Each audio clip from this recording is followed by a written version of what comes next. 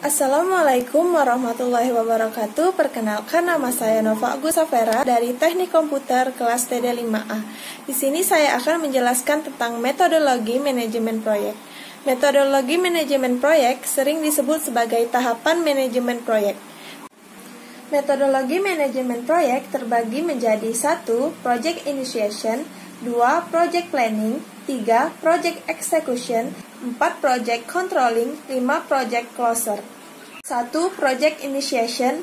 Project Initiation atau inisiasi proyek merupakan tahapan yang mengawali sebuah proyek, di mana pada tahapan ini diberikan gambaran global suatu proyek dalam bentuk definisi atau project definition.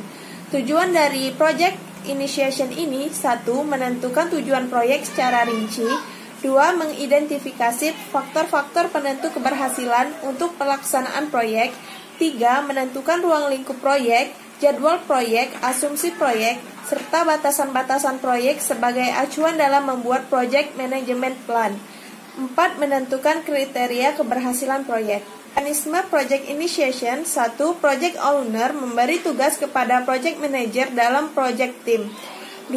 Project manager dan project team secara bersama-sama membuat definition dan disetujui oleh project owner. 3. Project definition yang telah dibuat selanjutnya akan dijadikan sebagai acuan atau landasan dalam pembuatan project management plan. 2. Project planning biasanya berupa dokumen project management plan. Project management plan merupakan deskripsi detail dari definisi proyek yang telah dibuat. Umumnya berisi 1. Scope management, 2.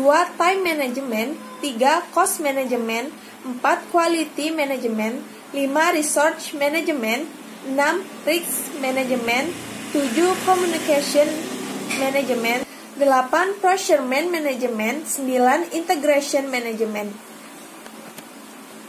Tujuan dari project planning adalah 1. Mendefinisikan ruang lingkup proyek, 2. Membuat detail jadwal pelaksanaan proyek, 3. Menentukan alokasi dana yang dibutuhkan proyek, 4. Menetapkan prosedur dan mekanisme pengontrolan proyek, 5. Menentukan kualifikasi, peran, dan tanggung jawab, serta jumlah personil yang dibutuhkan untuk melaksanakan proyek, 6.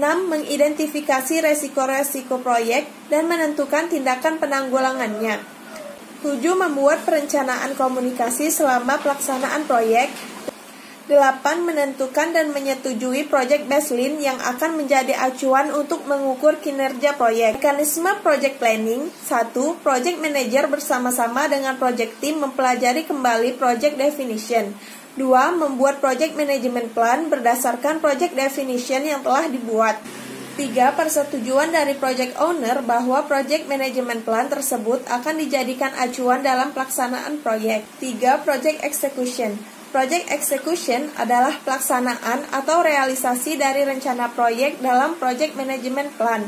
Tujuan dari project execution adalah 1. Merealisasikan perencanaan proyek dalam project management plan, 2. Mengkoordinasi kinerja project team dan mengoptimalkannya serta memanfaatkan sumber daya non-personal, 3. Merealisasikan perubahan perencanaan proyek yang telah disetujui. Mekanisme project execution: setelah project management plan ditetapkan sebagai acuan pelaksanaan proyek, maka dilakukan 1. Project manager dan project team membentuk kinerja sama tim selama proyek berlangsung, disebut pembentukan team building.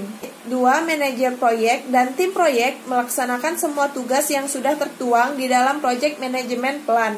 3. Membuat pelaporan pelaksanaan proyek.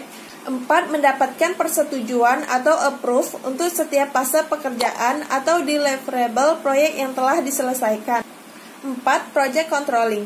Project controlling merupakan pemantauan terhadap kegiatan atau aktivitas-aktivitas dalam proyek, sehingga diketahui sudah sesuai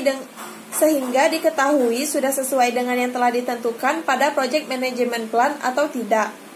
2. Dilakukan pengecekan terhadap estimasi dan rencana awal. Jika belum, maka tindakan apa yang harus dilakukan agar tujuan proyek bisa terpenuhi. Tujuan dari project controlling adalah 1. Memastikan pencapaian tujuan proyek apakah sesuai dengan target yang telah ditentukan. 2. Memantau pelaksanaan proyek agar sesuai dengan estimasi dan rencana awal. 3. Mendapat masukan untuk memperbaharui Project Management Plan jika diperlukan. Mekanisme Project Controlling. 1. Pengendalian terhadap time, scope, dan quality, yaitu membandingkan rencana jadwal, lingkup, dan kualitas terhadap actual progress. 2. Pengendalian terhadap biaya atau cost, yaitu menentukan biaya yang telah dikeluarkan dari dimulainya suatu proyek sampai dengan saat ini. 2. Membandingkan actual expenditure dengan rencana anggaran. 3. Menentukan biaya dan waktu dari saat ini sampai dengan selesainya suatu proyek atau estimate to complete. 4. Menentukan biaya dan waktu penyelesaian proyek atau estimate at complete. 3. Membuat laporan tentang status dan kemajuan proyek berdasarkan informasi yang diperoleh terhadap control scope, time, quality, dan cost. 5. Project Closing. Project closing merupakan akhir dari serangkaian kegiatan proyek. Tahap ini akan memberikan laporan tentang hasil-hasil apa saja yang telah diperoleh dari suatu rangkaian aktivitas-aktivitas proyek yang telah dilaksanakan. Pada tahap ini harus diyakinkan bahwa semua deliverable proyek telah dipenuhi. Dan demikian juga dengan pekerjaan-pekerjaan yang belum terselesaikan harus segera dicatat dan tertuang dalam bentuk laporan resmi. Langkah terakhir adalah pembubaran tim. Tujuan dari project closing ini yaitu 1. Secara formal mengakhiri proyek dengan semua pihak yang terlibat. 2. Mengakhiri penugasan anggota tim proyek. Mekanisme project closing. 1. Laporan pelaksanaan pekerjaan. 2. Laporan penyelesaian pekerjaan. 3. Berita acara penyelesaian pekerjaan.